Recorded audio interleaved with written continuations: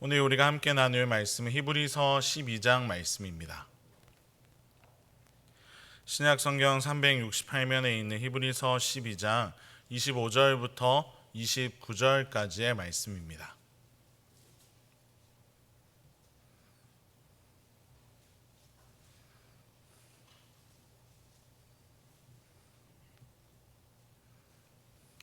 히브리서 12장 25절부터 29절까지의 말씀을 저와 성도님들이 한 절씩 교독하도록 하겠습니다. 너희는 삼가 말씀하신 이를 거역하지 말라. 땅에서 경고하신 이를 거역한 그들이 피하지 못하였거늘 하물며 하늘로부터 경고하신 이를 배반하는 우리일까 보냐.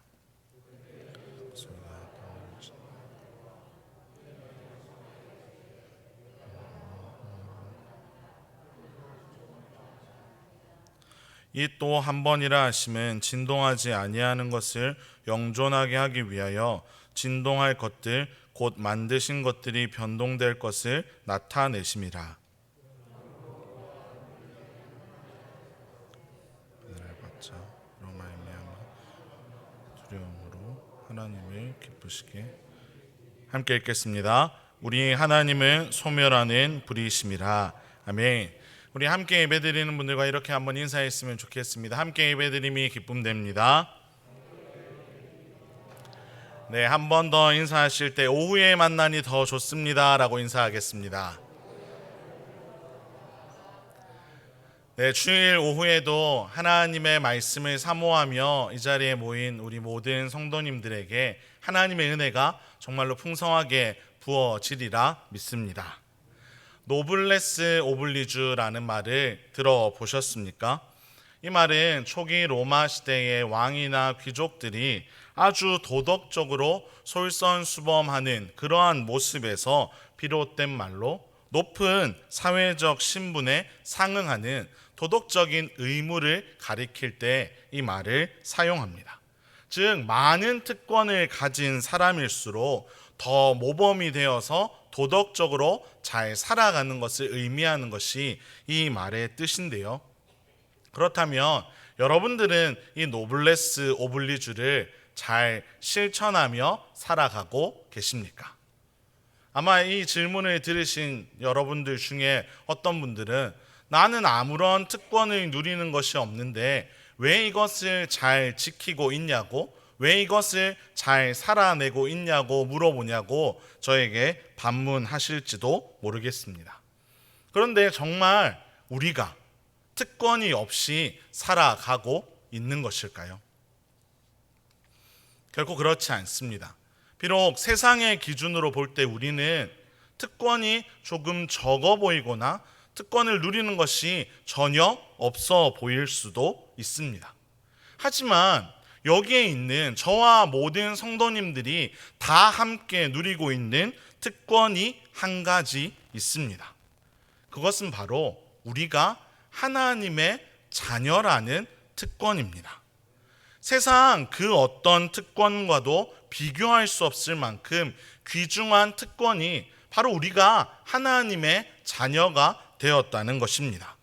하나님의 은혜가 아니고서는 결코 주어질 수 없었던 이 특권, 하나님의 선물처럼 우리에게 주신 이 권세, 자녀된 권세가 바로 우리가 누리고 있는 세상에서 가장 가치 있는 특권인 것입니다.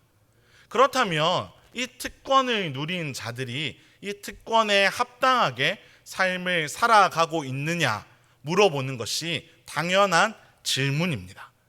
그렇다면 여러분은 정말로 이 특권에 합당한 삶을 살아가고 계십니까? 우리는 이 특권에 합당한 하나님이 정말로 기뻐하시는 삶의 모습으로 살아가고 있는 것일까요? 저와 함께 오늘 이 히브리서 12장 25절부터 29절을 함께 살펴보면서 우리에게 경고하시는 하나님의 말씀에 귀 기울이는 시간이 되기를 간절히 소망합니다. 또 우리가 살아가야 할, 살아내야 할 모습들을 살펴보면서 우리의 삶이 하나님이 기뻐하시는 삶으로 차츰차츰 빚어져가는 시간이 되기를 주님의 이름으로 축원합니다. 오늘 본문에는 크게 두 가지 경고가 기록이 되어 있습니다. 좀 더 이 의미를 잘 드러내주고 있는 쉬운 성경으로 오늘 저와 함께 계속 말씀을 살펴볼 텐데요. 우리 25절 말씀을 화면을 보면서 함께 읽겠습니다. 시작. 여러분은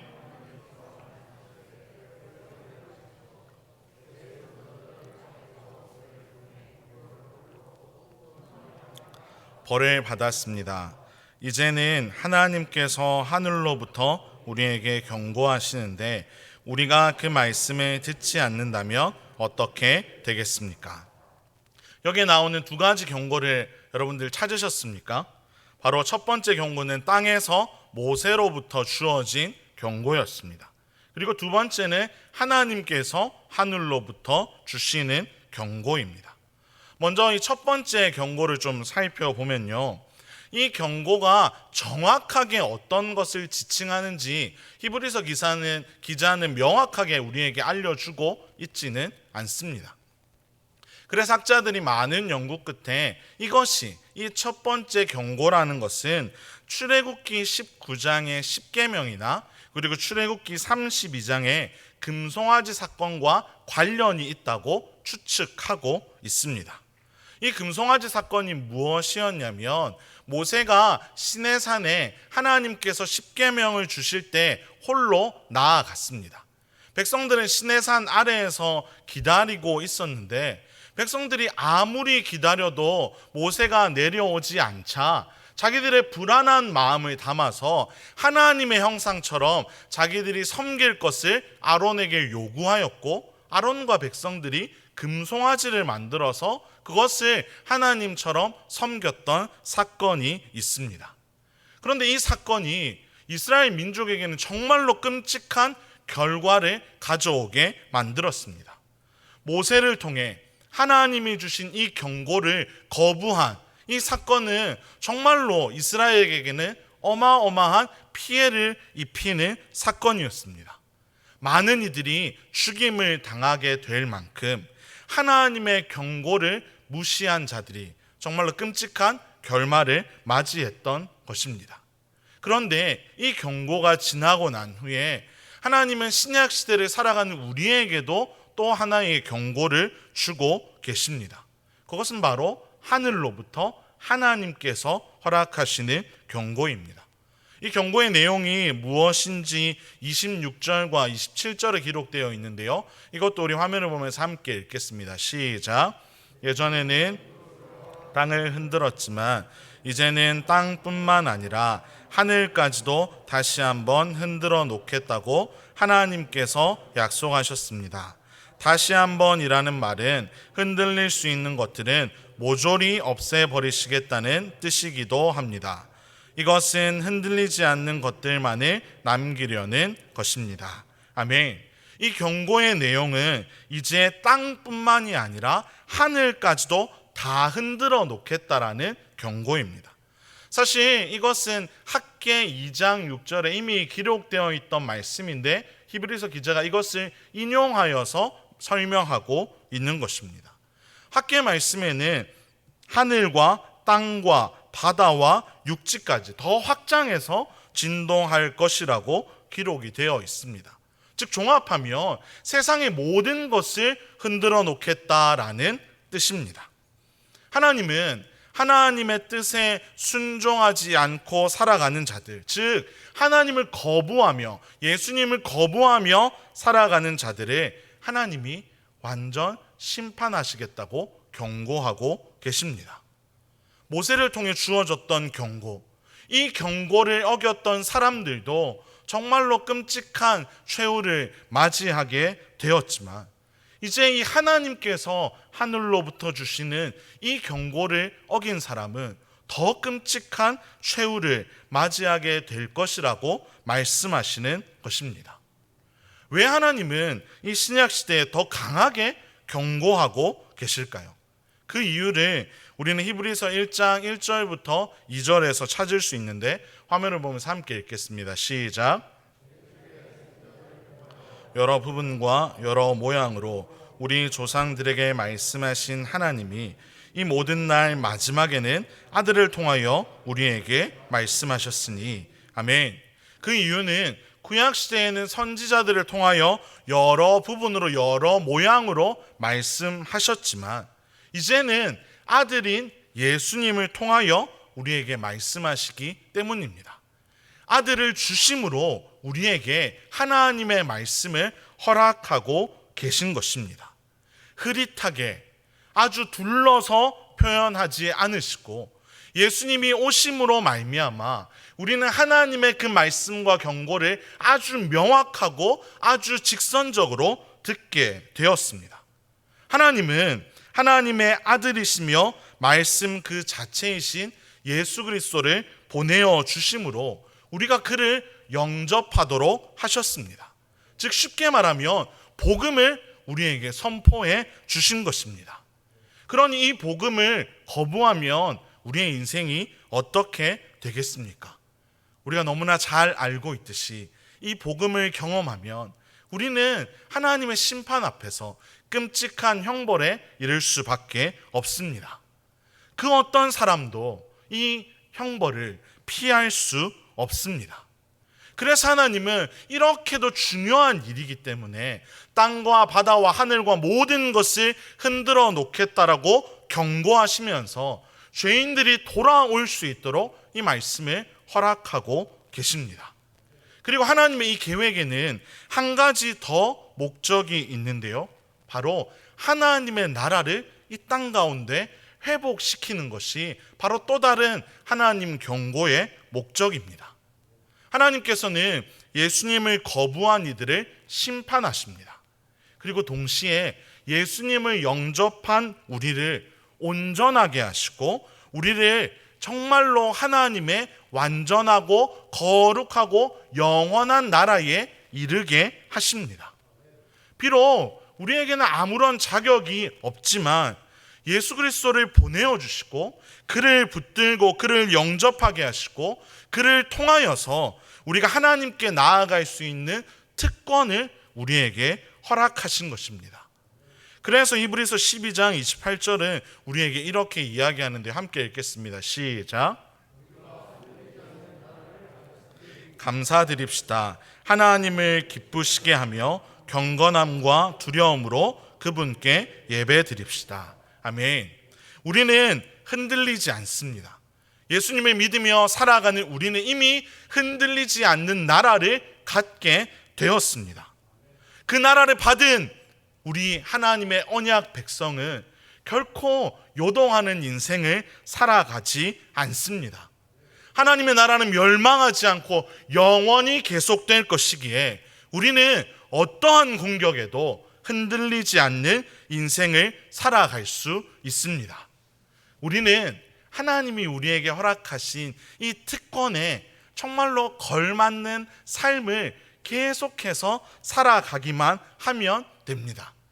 하나님이 우리를 부르시는 그 부르심 앞에 바르게 반응하면서 살아가기만 하면 되는 것입니다. 그 합당한 반응이 무엇이냐면 바로 감사입니다.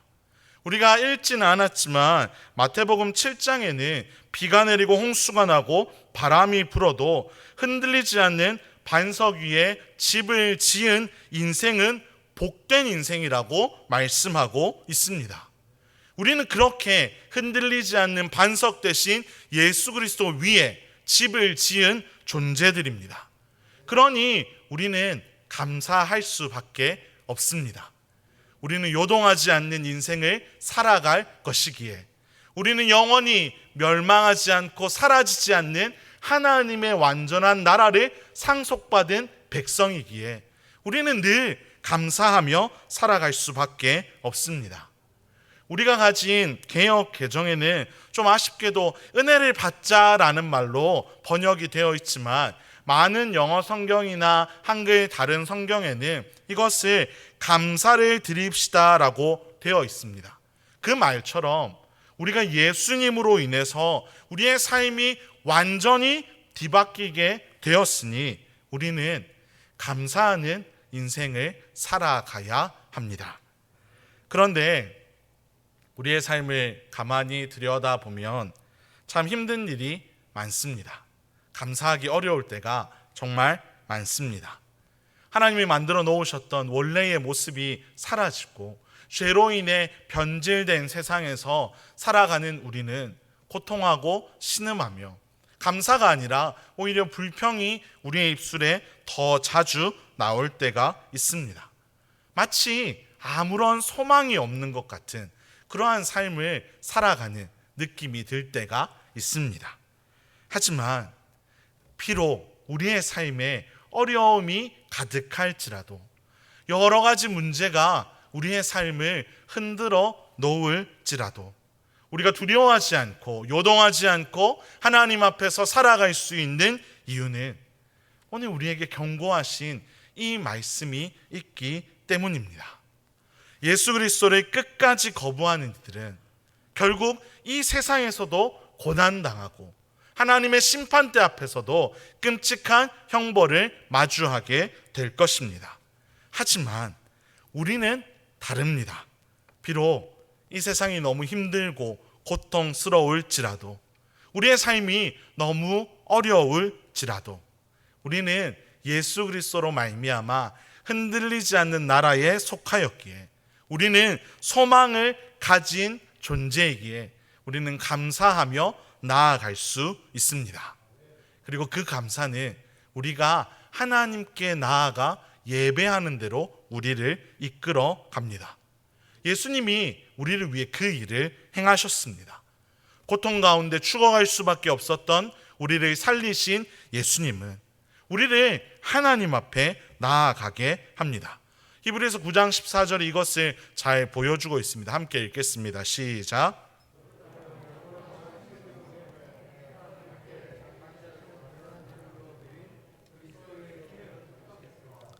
그의 피는 죽음에 이르게 하는 행동에서 우리 마음을 깨끗하게 하고 살아계신 하나님을 섬기는데 부족함이 없도록 할 것입니다. 아멘. 오늘 우리가 나누고 있는 히브리서 12장보다 이미 앞선 9장에서 이 말씀이 기록이 되어 있습니다. 예수 그리스도의 피가 우리의 삶을 어떻게 바꿔 놓았는지를 명확히 설명해 준 것입니다. 바로 그 피가 우리의 마음을 깨끗하게 하고 살아계신 하나님을 섬기는 데 있어서 조금도 부족함이 없도록 할 것이라고 우리에게 말씀하고 있습니다. 이것이 우리에게 얼마나 위로가 되는지 모릅니다. 내가 과연 하나님께 나아갈 자격이 있을까? 끊임없이 의심하고 두려워하는 것이 아니라 이미 예수 그리스도의 피로 우리를 깨끗하게 하시고 우리가 하나님께로 나아가는 데 있어서 조금도 부족함이 없도록 하셨다고 하나님 우리에게 말씀하시기 때문에 우리는 이렇게 하나님 앞에 나아올 때 기쁨과 감사함으로 나아가기만 하면 되는 것입니다. 비록 구약의 많은 백성들은 내가 죽을까 두려워하며 나아갔지만 우리는 그 예수 그리스도의 피로 말미암아 거룩하게 하여짐으로 우리는 하나님 앞에 담대히 나아갈 수 있는 것입니다. 물론 어떤 이들이 오해하고 잘못 가르치는 것처럼 이것이 이제는 우리가 마음대로 살아가도 된다는 말은 아닙니다.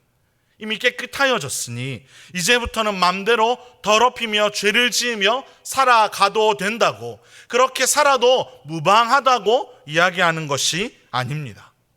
왜 그럴까요? 우리가 어린아이일 때는 우리 스스로 목욕을 잘 하지 못합니다. 아이는 스스로 목욕을 한다고 생각할지 몰라도 그것은 부모의 눈에 보기에는 그저 물장난 정도밖에 되지 않습니다. 결국 엄마나 아빠가 마무리해 주어야 합니다. 구석구석 깨끗이 마무리를 해주고 몸도 머리카락도 잘 말려주고 깨끗한 옷을 입혀줄 때 비록 이 목욕은 깨끗이 끝이 나게 됩니다. 그런데 이 아이가 엄마 아빠는 언제든 나를 깨끗하게 해줄 것을 확신하고 씻고 나오자마자 진흙탕으로 뛰어 들어가서는 안 됩니다. 밥을 먹으면서 국을 자기 몸에 부어가며 김치를 만진 손을 옷에 닦아가며 그렇게 먹어서는 안 됩니다. 물론 부모님은 아직 잘 모르기 때문에 이 아이를 이해해 줄 수도 있습니다. 여전히 다시 한번 깨끗하게 해 줄 수도 있습니다. 하지만 엄마 아빠가 늘 나를 깨끗하게 해줄 것이라고 생각하며 그 어둠 속으로, 그 더러움 속으로 달려가서는 안 됩니다. 의지적으로 삶을 더럽히는 인생이 되어서는 안 됩니다. 늘 그 수준에 머물러서는 안 됩니다. 마찬가지로 하나님의 은혜로 살아가는 우리는 하나님께서 우리에게 베풀어 주신 하나님의 사랑에 감사하며 감격하며 살아가야 합니다. 그리고 그 삶에 있어서 경건함과 두려움으로 살아가야 합니다. 죄인의 삶으로 돌아가는 것이 아니라, 끊임없이 죄를 지으며 살아가는 것이 아니라, 하나님이 깨끗하게 하셨으니 이제 그 깨끗함을 받은 우리가 경건함으로 두려움으로 살아가야 하는 것입니다. 오늘 본문의 마지막 구절은 우리에게 이것을 명확하게 밝혀주고 있습니다. 우리 29절 말씀을 함께 읽겠습니다. 시작. 모든 것을 태워버리는 불과 같은 분이십니다. 아멘. 하나님께서 경고하셨던 것처럼 우리 모두는 마지막 날에 설 것입니다. 모든 것을 태워버리는 불과 같은 하나님 앞에 서게 될 것입니다. 그 앞에서 우리의 모든 죄악은 낱낱이 드러나게 될 것입니다. 부끄러운 모습도 다 드러날 것입니다. 하나님의 은혜로 두려움과 경건함으로 살아왔지만 여전히 부족한 우리의 모습도 다 드러나게 될 것입니다. 하지만 예수 그리스도의 믿음으로 하나님 앞에서 그리스도를 붙잡고 살아온 우리의 삶을 하나님은 긍휼히 여겨 주실 것입니다. 비록 예수님을 믿지 않는 자들은 자신들의 죄로 인해 모든 것을 태워버리시는 하나님 앞에서 끔찍한 심판을 받게 되겠지만 우리는 예수 그리스도를 통하여 하나님의 격한 환대를 받게 될 것입니다. 하나님은 예수 그리스도를 믿고 살아온 우리의 인생을 누구보다 반겨 주실 것입니다. 주 안에서 사랑하는 성도 여러분, 하나님은 성경 곳곳에서 우리에게 허락하시는 특권과 함께 경고의 말씀을 함께 허락하십니다. 왜냐하면 우리가 누리는 특권이 특권으로 여길 수 있도록 하시기 위함입니다. 당연한 것으로 여기는 것이 아니라 경고 없이 특권만 들을 때 이 모든 것이 그냥 나에게 우연으로 찾아온 것처럼 느끼지 않도록 하시기 위해 하나님은 경고의 말씀도 우리에게 함께 허락하시는 것입니다. 오늘 함께 나눈 이 말씀이 히브리서를 처음 받아보았던 우리의 믿음의 선배들에게는 결코 두려운 말씀이 아니었을 것입니다.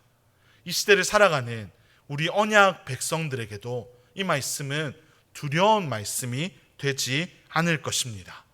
하나님으로부터 받은 경고의 말씀이지만 이 말씀이 오히려 우리에게 위로가 될 줄로 믿습니다. 비록 하나님이 약속하신 대로 심판의 날에 모든 것이 흔들릴 때가 찾아오겠지만 그때에도 흔들리지 않는 나라에 속한 하나님의 자녀된 우리에게 우리는 감사하고 즐거워하게 될 것입니다. 하나님을 믿지 않는 자들, 예수 그리스도를 거부하는 자들에게는 이것이 정말로 불안하고 두려운 경고의 말씀이 되겠지만 심지어 교회당만 왔다 갔다 하는 아직 예수님을 믿지 않는 사람들에게도 이것이 아주 무서운 말씀이 될 수도 있겠지만 반대로 이 자리에 정말로 하나님의 은혜를 사모하며 예수 그리스도를 주로 고백하는 우리 성도님들에게 이 말씀은 정말로 소망과 위로의 말씀이 되었으리라 생각합니다. 사랑하는 성도 여러분, 여전히 이 세상에 많은 이들은 각기 자기 소견에 옳은 대로 살아갑니다. 그래서 그 세상에 살아가는 우리도 여러 가지 공격으로 인해 시험으로 인해 고난 당할 때가 있습니다. 이제 한 주간, 새로운 한 주간을 시작하는 이때에 이 말씀이 정말로 우리에게 도전이 되고 위로가 되고 소망이 되었으면 좋겠습니다. 이 말씀 때문에 이번 한 주간의 삶에 우리 안에 하나님을 향한 감사와 하나님을 기쁘시게 하는 삶이 넘쳐나기를 간절히 소망합니다. 예수님이 다시 오셔서 우리를 부르시는 그날까지 하나님이 허락하신 삶의 자리에서 경건함과 두려움으로 하나님을 기쁘시게 하는 인생을 살아가는 저와 여러분의 삶이 되기를 주님의 이름으로 축원합니다. 함께 기도하겠습니다. 하나님 아버지, 오늘도 우리에게 하나님의 말씀을 허락하여 주시니 참으로 감사를 드립니다. 아무런 자격 없는 우리를 예수 그리스도의 피로 깨끗하게 하시고 우리로 하여금 하나님께 나아갈 수 있는 자격을 허락하여 주심에 감사를 드립니다. 하나님, 우리를 세상 그 어떤 특권과도 비교할 수 없이 귀한 특권인 하나님의 자녀가 되게 하셨사오니 우리가 그에 합당한 삶을 살아가게 하여 주시옵소서. 언제나 하나님께서 행한 일에 대하여 먼저 감사하게 하여 주시고, 비록 죄악된 세상에서 여러 가지 어려움이 우리를 찾아와 힘들고 낙심하게 될 때도 있지만 그것에 굴복하고 무너진 인생을 살아가는 것이 아니라 영원히 흔들리지 않는 나라에 거하게 하시는 그 사랑에 감격하며 살아갈 수 있게 하여 주시옵소서.